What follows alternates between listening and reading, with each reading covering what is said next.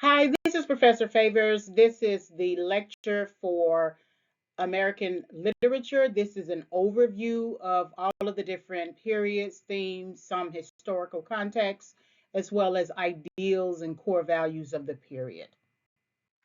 Again, this lecture is going to introduce specific literary periods, those themes that were inherent within the periods, specific authors under each of the literary periods, and then those ideals. There's the American ideal. There is the literary expression ideal. So this is an overview of the lecture.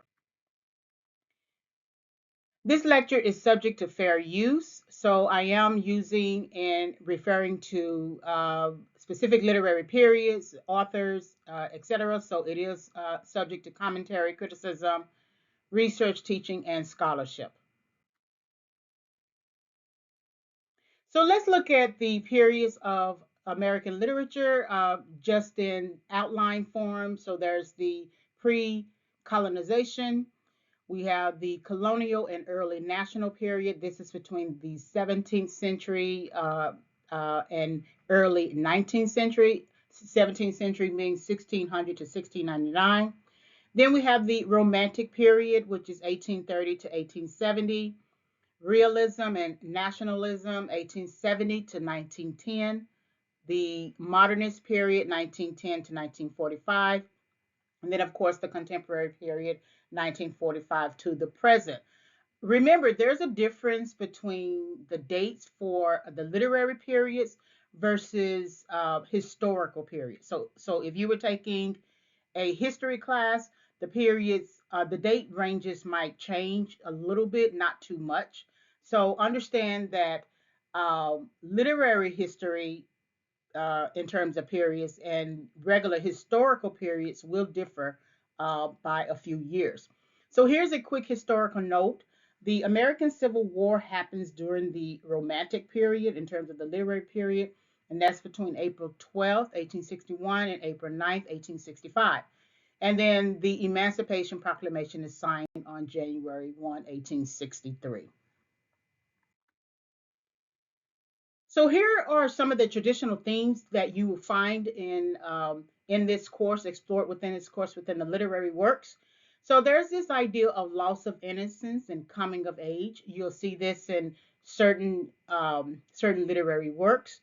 There's also the concept of survival of the fittest. The American dream sort of comes later, but there is alienation and isolation that comes right before it. Then we have political and societal rankings. So as some of the colonists came to America, they still maintain sort of like their social hierarchies. And so you will see that explored within the works, as well as during slavery, of course, you had hierarchy between master and slave. Then we have literary works that explored the author's relationship with nature or the author's relationship with science. Later, in terms of somewhere at the end of the modernist period to the contemporary period, we read of Black experiences. Then there's this push for gender and sexuality, and then, of course, freedom of expression. So these are your traditional themes that are explored within the literary works within this class.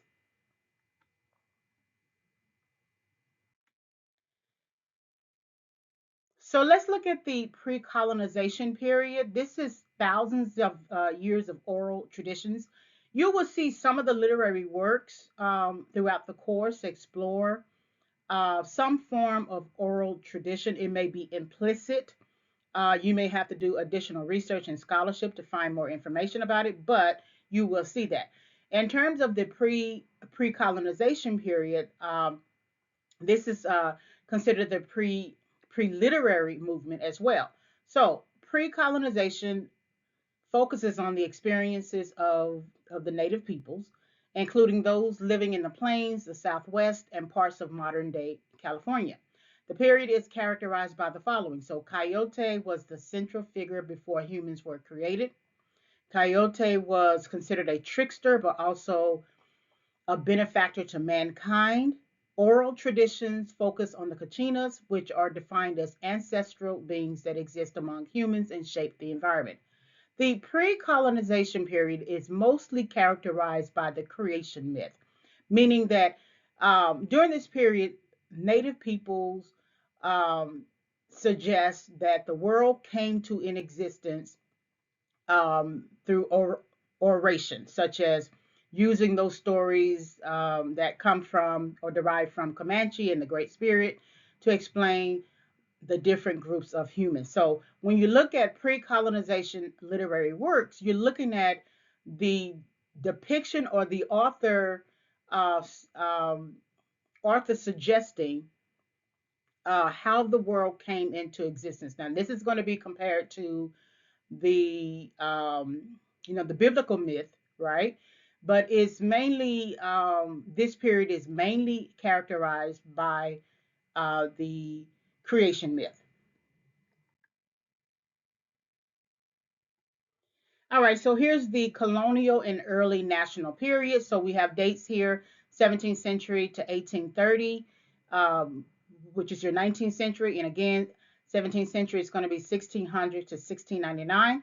We also have a couple of historical notes. So anytime you are reading a literary work, make note of the date of composition as well as what's going on in that work. If the work is referring to a particular war, a particular event, historical event. So these two historical notes.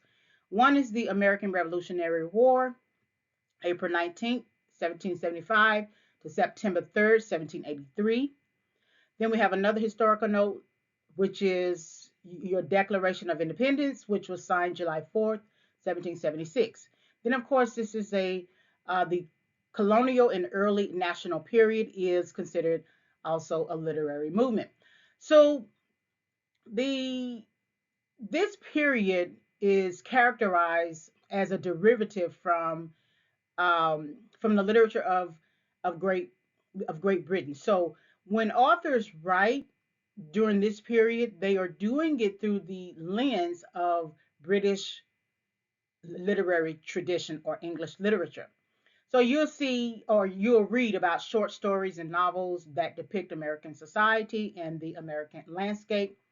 The period falls under a new era that begins when America declares its independence. So we have America changing its perspectives, right, from a colonial state to now wanting to become independent as a nation. And then we see American poetry and fiction modeled on overseas publications in Great Britain. So we haven't, during this period, really completely established ourselves as literary authors, independent of the British tradition. This particular period also emphasized the depiction of the American landscape through the lens of British literary tradition and its impact on American society and writers. So, whatever's going on literary wise in Britain, in Great Britain, it has an impact on the American landscape as well as the American literary writer. So the colonial and early national period authors tend to be John Smith, which is the author who advocates for English settlement in New England. This is advocating for colonialism, is essentially. Then we have Nathaniel Ward, and he is essentially attacking the status quo and tolerance. He explores some moral dilemmas uh, in early American colonies, and it's a focus on the difference or the conflict between theocracy and democracy. Alexander Hamilton, James Madison, John Jay, they are shaping the political direction of the United States. So they are absolutely pushing for democracy because the colonial settlers, even though they were in America and pushing for independence, they were still up under essentially a monarchy.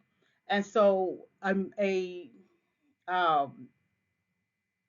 the king and queen had royal autonomy. So this push for democracy is a push for independence in terms of political, social, financial, religious based. Benjamin Franklin writes about the American life story. So if you want to truly understand the colonial life during this time, you read those literary writers. These are your primary source materials.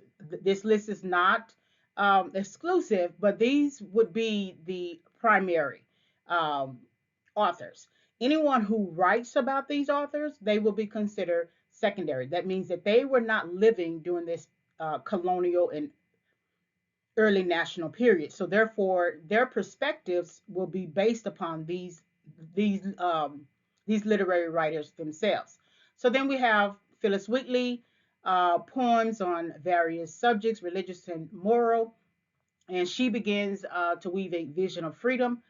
And then we have Olaudah Equiano, and he's talking about his slave life. So this is the best depiction of slave narratives, and it's an argument for abolition.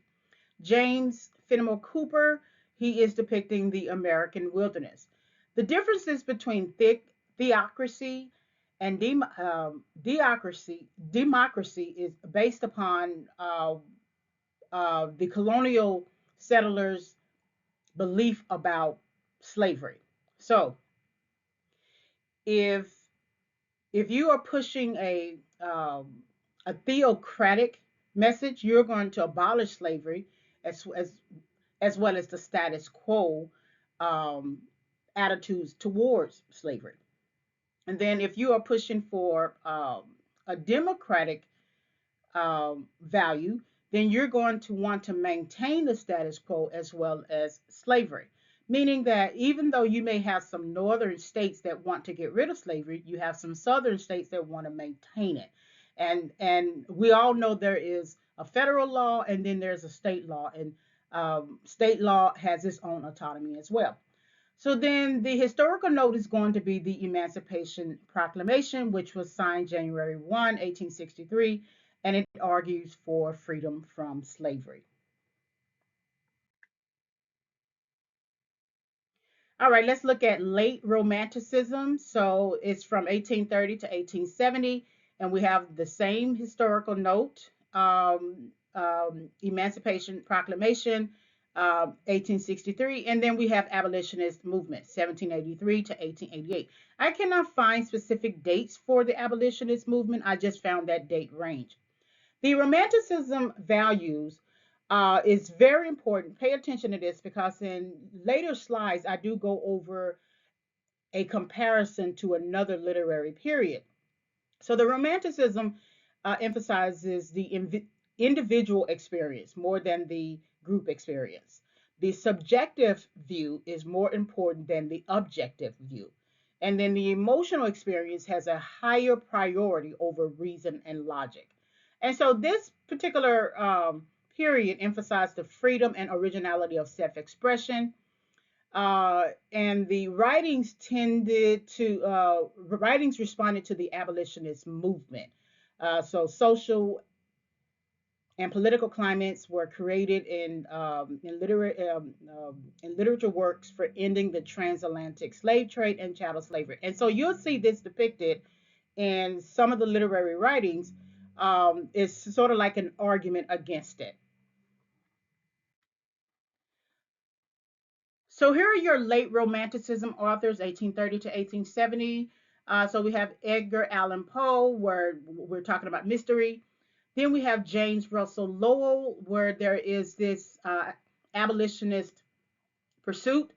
Ralph Waldo Emerson is pursuing transcendentalism, which is a creation as a unified whole. Remember that this is going to be compared to or contrasted to pre-colonial oral tradition creation myth, right? Remember? So Emerson is looking at creation as a unified whole, but uh, the pre-colonial oral tradition looks at just to create how beings are actually created, where they come from. Henry David Thoreau talks about Walden Pond, Nathaniel Hawthorne, The Scarlet Letter. So I'm quite sure that you were exposed to this in your high school classrooms. And he's talking about the historical fiction about Puritan beliefs, repentance, and then Walt Whitman, Leaves of Grass. And it's about his New York City home. Emily Dickinson, which we will read, My Life Has Stood a Loaded Gun, which talks about isolation. Harriet Beecher Stowe raises opposition to slavery. Harriet Jacobs talks about her life as an enslaved woman. All right, let's look at realism and naturalism. So that's 1870 to 1910. We have a historical note here. And it's more or less influential because the American Civil War happens prior to it, but April 12th, 1861 to April 9th, 1865. So whatever is going on within the American Civil War is going to have an impact on realist and naturalist authors. So realism and naturalism focus on the following writing strategies. Writers depicted the way the world really was and all its flaws and goodness. So it's not a fictional account. It is actually what you see. You write what you see. A lot of times you'll have authors, well-established authors, respond to a question from the audience, what should I write about? And that author would tell the person, write what you know. So this is an example of that. Naturalists intensify the realist um, perceptions, and then writing focus on the human cost of the Civil War. So remember, again, the American Civil War happens prior to the dates that you see here, 1870 to 1910, but they're having an impact on the literary writing. Okay, so emphasize this particular period, emphasize the experiences of the middle and working classes in cities. So now we have a not only a working class, but we have a middle class. And so it documented truth and then it depicted writing as an aesthetic experience. So it's painting a picture of everyday life. So here are your realism and naturalism authors, 1870 to 1910. The list is not exhaustive. Do remember that. So we have Mark Twain, Theodore Dreiser. This is when you see more of the novels coming into play. Frank Norris, depicting urban life, war. So now we have an urban life, right? We moved from colonial settler, let's say slave, colonial settler, master, middle working class, middle class, poor. We have all these different classes of society, and now we are moving into exploring that within literary writing, adding fuel to the fire concerning capitalism and murder. So then we have also Paul Laurence Dunbar, and he's talking about writing in black dialect and having some popularity with white audiences. And then Henry James, The Portrait of a Lady, presents reality. The most important aspect of this particular period is that this period emphasized vagrant life as better and being civilized as bored. All right, so here's your modernist period, 1910 to 1945, and we have some historical notes, three of them. So World War I, July 28, 1914 to November 11, 1918, and that's of course your global conflict between the Allies and Central Powers. You can do more research on that on your own. Then we have the Great Depression, 1929 to 1939. I couldn't find exact dates, but of course, if you took a history class, you could find the exact dates. But every time I look for Great Depression period dates, I get that date range, that year range. And then World War II ended, so September 1, 1939 to September 2, 1945.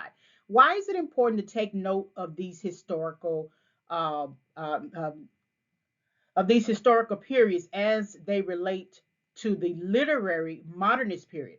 Well, you'll see that in the writings, the authors are very, very disillusioned. Although there's advances in science and technology, and there's a sense of rapid progress, the period is still characterized by devastation.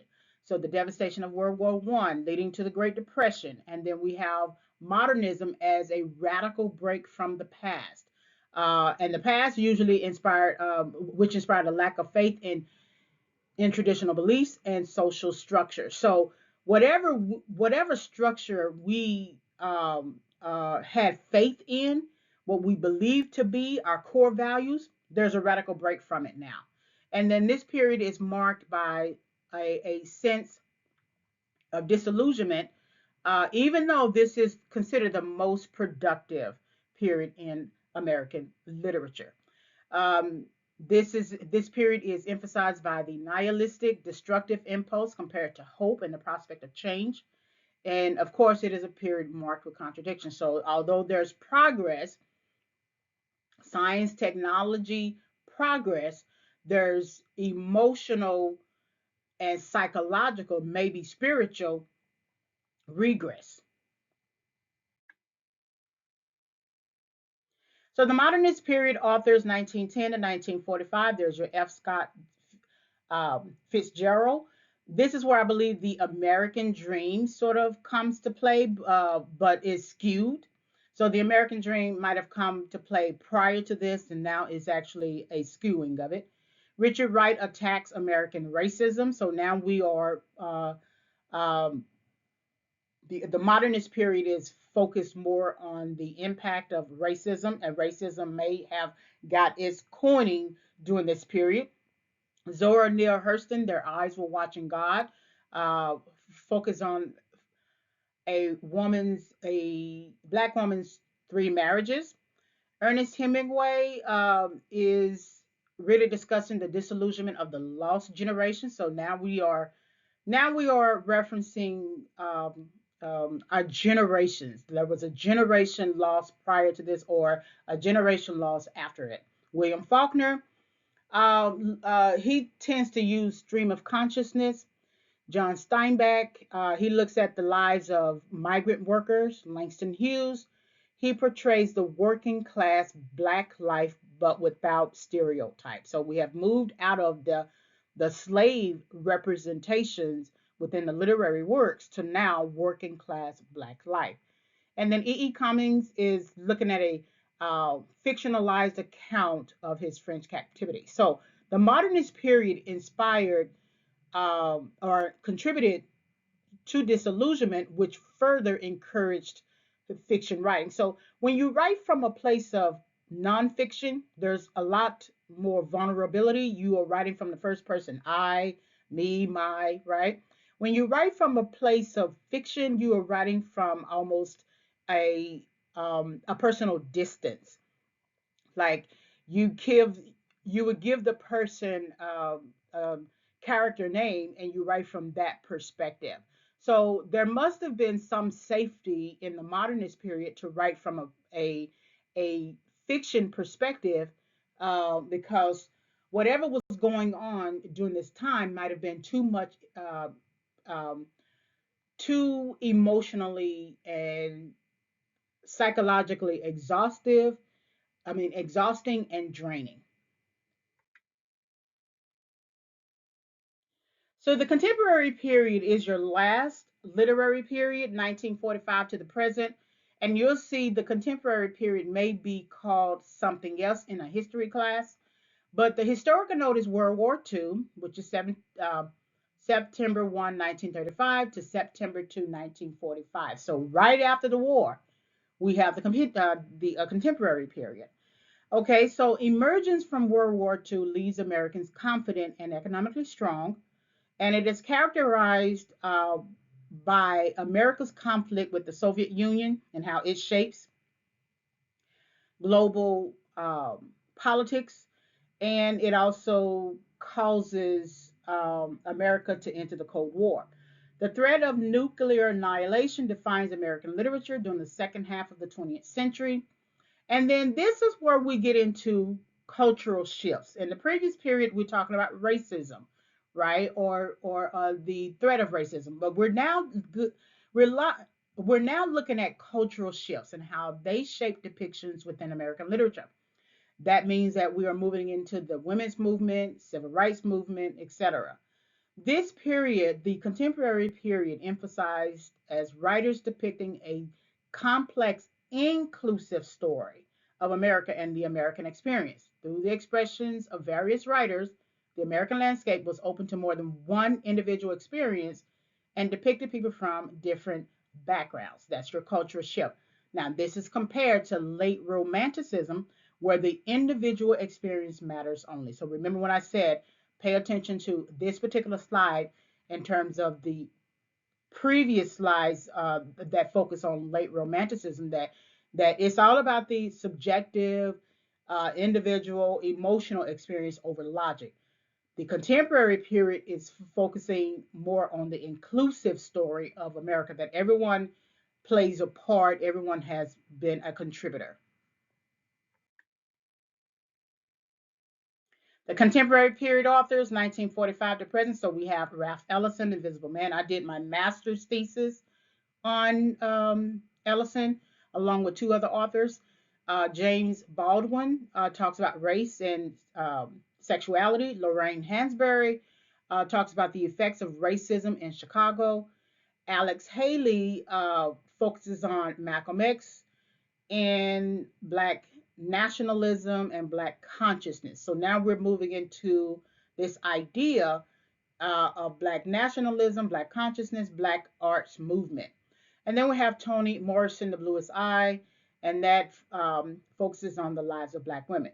The contemporary period is further divided, however, into the Beat movement and the American drama. And so let's explore the Beat movement first. All right, so the Beat movement was an American social and literary movement centering on the bohemian artist's experiences. The advocates for the movement focused on the joylessness and purposelessness of modern society, and it justified the initiation of protest and social withdrawal. So you're going to see now the pursuit of protest, social withdrawal, joylessness, purposelessness within the immediate writing. So we have Norman Mailer, talks about the experiences of a platoon in World War II. We have Jack Kerouac. He talks about a protagonist and the against the backdrop of jazz. We have Kurt Vonnegut. His work, Slaughterhouse Five, focuses on anti-war expression. Sandra Cisneros, The House on Mango Street, which gives us an idea about identity and self-belonging. Alex Walker of The Color Purple focuses on a Black female protagonist set in rural Georgia. David Foster Wallace, Infinite Jest, he talks about the pursuit of happiness set in an addict's halfway house. And then Ha Jing, Waiting. He explores a doctor who waits 18 years to divorce his wife so he can marry a co-worker, which is a true story. We do look at Dallas Foster Wallace at the end of the semester. Alice Walker, we look at her work everyday use. Now, American dramas, which these works tend to focus on questioning the significance of the American dream. It's funny how they were beginning to do that in 1945, and here it is, 2025, and we're sort of now experiencing that same questioning. The destruction of the main character, the benign domestic situation, individual frustrations, diversification of American literature. So remember, now American literature is less exclusive and more inclusive. So now we're going to get um, some diversity of thought. So Anne Sexton talks about focuses on the confessional, personal experiences, along with Sylvia Plath, and she talks about in her work Daddy, alienation, self-destruction, and then it is part of the confessional literature. This is towards the end of the semester. Elizabeth Bishop talks about the need for self-exploration in a chaotic world. The irony is that even though Bishop is discussing this in 1965, that is actually the contributing factor for why many of the colonists decided to leave England and come to America. The need for self-exploration. Of course, I'm not quite sure that the term self-exploration was used at that time. It could have been just simply exploration. Then Adrian Rich talks about expression of anger towards the society's perception of womanhood and sexuality. So now we have women who are much more vocal through their literary writing, as well as probably workshops and talks. Yusef Komunyakaa, he's talking about his experiences in the Deep South under Jim Crow. So these are particular non-Black experiences. Sam Shepard, he's talking about blood relationships within a fragmented society. Nikki Giovanni just died not too long ago, and she's in her work she reflects on her commitment to civil rights movement and the concept of Black power. August Wilson talks about ambivalence, and then David Henry Wong talks about his a French diplomat's love affair. So here's a literary note. These works here tend to focus on the fragmented society and how the fragmented society now affects literary writing. The irony is, although there is less exclusivity and more inclusivity, the society during this contemporary period still feels fragmented. So let's look at the analysis of everything we've just gone through. So understanding the author's purpose for writing. So here are your key ideas. Just a quick summation. Authors consider themselves as outsiders. They write from this perspective. For example, Emily Dickinson lives as an unmarried woman, writing in seclusion and isolation, while Walt Whitman lived as a vagabond in search of community. American literary tradition is a derivative. American literary tradition derives much of its sentiment from British literary tradition or English literature. The first colonists and publication companies modeled writing on what was published overseas in Great Britain. They wrote about their experiences beginning in the 1600s. Technological improvements increased print publication. The first transcontinental railroad aided in creating a culture of print, which further expanded the boundaries of American literature. This further inspired the perpetuation of the literary movement.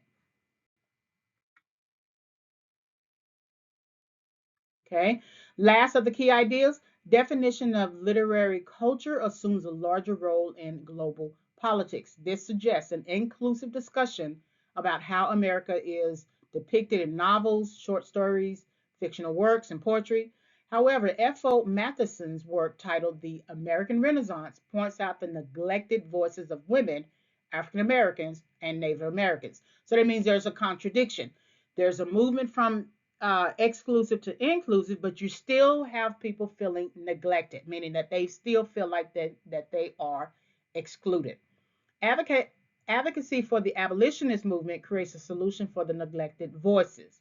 So the Romantic period creates a space, an urgent need to pursue new voices and rapid change.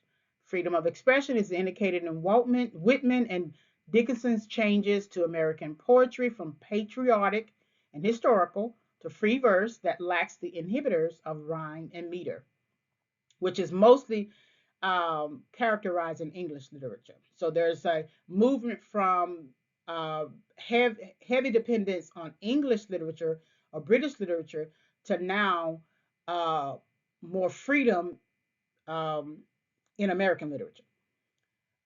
Change inspires new voices and new freedoms. Various authors write using different American dialects, but also inspire divisions into different periods, values, sentiments, and belief systems from the perspective of writing and literature.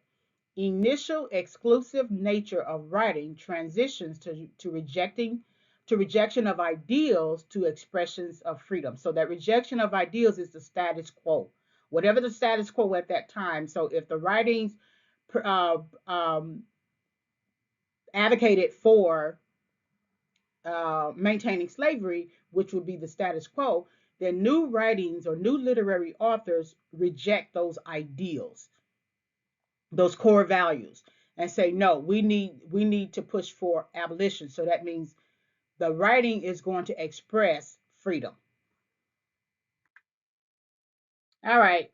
So this is the end of the lecture, and these are the sources consulted. This particular PowerPoint will be uploaded to the classroom as well as my website too. Thank you very much for listening.